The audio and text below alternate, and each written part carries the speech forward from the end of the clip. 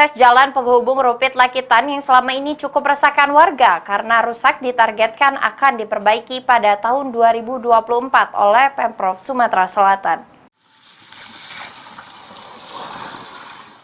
Tahun ini, pemerintah Provinsi Sumatera Selatan telah mengalokasikan dana perbaikan akses jalan penghubung antar Kecamatan Rupit dengan Kecamatan Karangdapo. Tujuan alokasi dana untuk memperbaiki ruas jalan yang rusak dan berlumpur di Kecamatan Karangdapo sebagai penghubung ruas jalan Rupit Lakitan.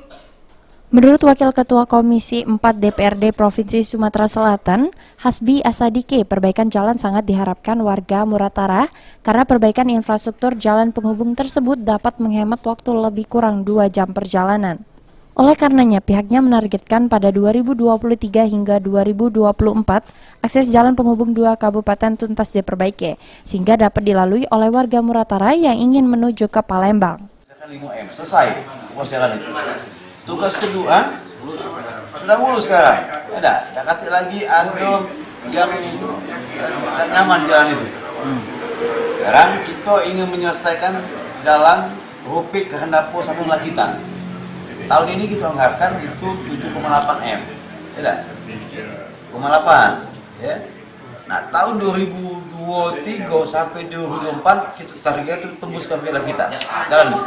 Jadi masyarakat Muratara kaki tidak lagi melalui Linggau.